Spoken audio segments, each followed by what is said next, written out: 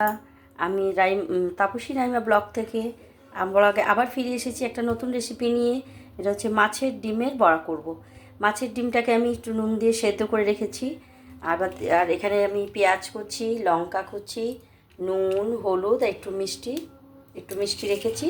আর এখানে হচ্ছে 3 চামচ বেসন, 2 চামচ চালের গুঁড়ো আর 1 চামচ সুজি। এবার আমি এটাকে তৈরি করে নেব।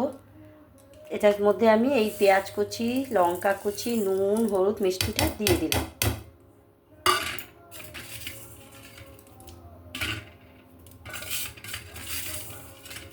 দিয়ে আগে এগুলোকে ভালো করে মেখে নেব।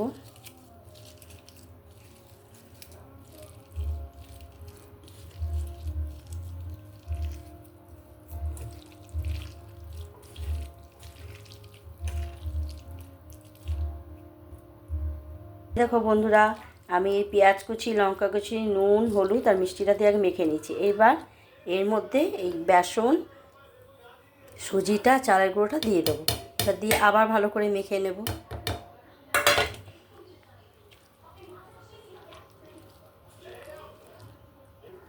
দেখো বন্ধুরা, আমি এটাকে ভালো করে মেখে নিয়েছি, মেখে একটু রেখে দিয়েছিলাম। এবার আমি এগুলোকে ভাজবো। এই দেখো, কড়াইতে আমি তেল গরম করতে দিয়ে দিয়েছি। এবার আমি একটা একটা করে তেলের উপর ছেড়ে দেবো।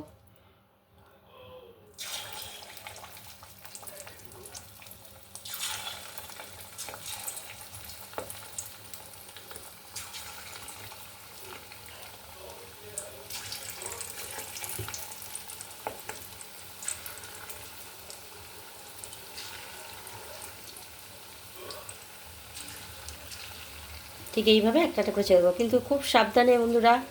এই মাছের ডিমের তেলে দিলে কিন্তু খুব ফাটে।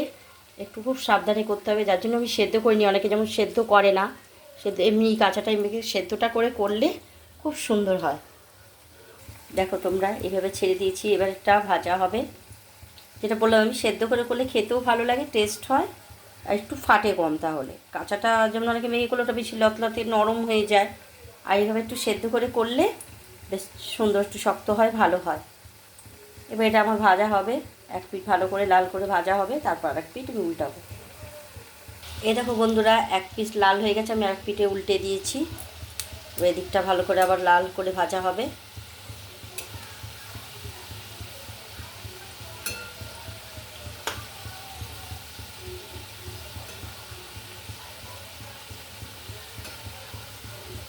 সুন্দর করে লাল করে মচমচ করে ভাজলে খেতে খুব টেস্ট হবে।